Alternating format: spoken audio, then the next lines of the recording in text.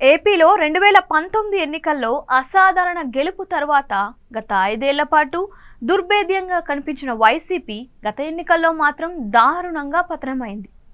ఓ దశలో 156 మంది ఎమ్మెల్యేల మద్దతుతో ఉన్న వైసీపీ కాస్త గత ఎన్నికల తర్వాత 11 ఎమ్మెల్యేలకు చేరింది. దీంతో లోపం ఎక్కడ జరిగిందో తెలుసుకోవడంతో పాటు దాన్ని సరిదిద్దుకునేందుకు ప్రయత్నాలు ప్రారంభించిన వైసీపీ అధినేత వైఎస్ జగన్ త్వరలో మరో అడుగు వేయబోతున్నారు. గతంలో పార్టీ పెట్టాక 10 ఏళ్ల పాటు జనంలోనే ఉంటూ 2019లో భారీ విజయాన్ని సొంతం చేసుకున్న జగన్ తిరిగి మూలాల్లోకి వెళ్లేందుకు ప్రయత్నాలు ప్రారంభించారు. ఇందుకోసం సంక్రాంతి తర్వాత రాష్ట్ర వ్యాప్త పర్యటనలకు సిద్ధమవుతున్నారు.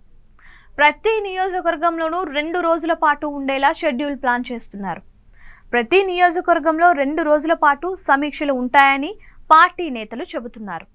ఇలా 26 జిల్లాల్లోనూ జగన్ పర్యటనలు ఉంటాయి. జనవరి 3వ వారం తరువాత జనంలోకి వెళ్లబోతున్న జగన్ పార్టీ బలోపేతంపై సామాన్య కార్యకర్తల సూచనలు, సలహాలు తీసుకోనున్నారు. మరోవైపు ఇకపై తాడేపల్లిలో తనను కలిసేందుకు వచ్చిన వారిని తప్పనిసరిగా కలిసేందుకు ప్రజా దర్బార్ ఏర్పాటు చేయబోతున్నారు. రాష్ట్ర వ్యాప్తంగా ఎక్కడి నుంచి వచ్చినా తనను అపాయింట్మెంట్తో పని లేకుండా కలిసే ఏర్పాటు చేస్తాము అని చెప్పారు. గతంలో తన తండ్రి వైఎస్ రాజశేఖర్ రెడ్డి కూడా ఇలాగే జనానికి చేరువయ్యారు.